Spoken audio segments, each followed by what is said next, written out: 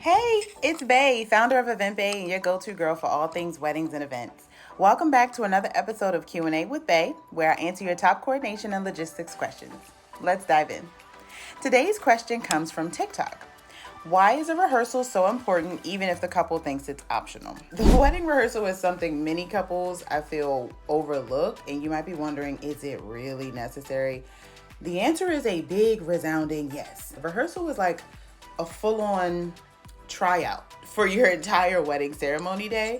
And it's just the moment when everybody who's involved, your bridal party, officiants, family members, vendors, just get to practice how the ceremony is going to flow. And it just helps to ensure that the actual day, things happen smoothly without any confusion. So first, I would say it reduces the anxiety and builds confidence by walking through the process beforehand. Everybody who is involved just understands their roles, where to stand, when to walk, how to transition between the part of the ceremony and then the reception as well.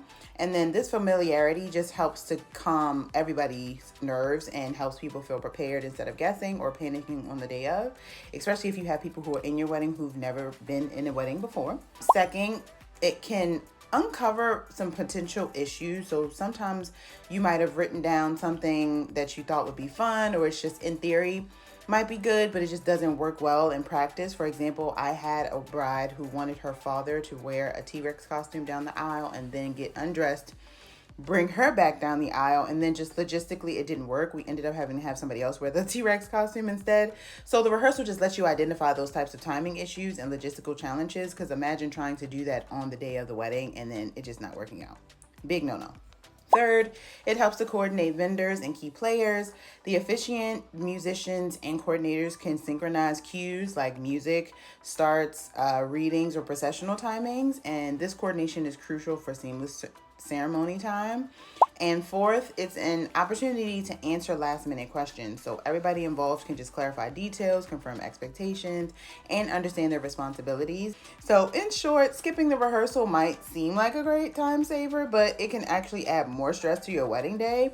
And just taking the time to rehearse means more confidence, fewer surprises, and a ceremony that just flows really beautifully. And trust me when I tell you, your wedding coordinator will love the rehearsal, because it's really when we get to make sure that everything's locked in and in place so your day can be absolutely perfect.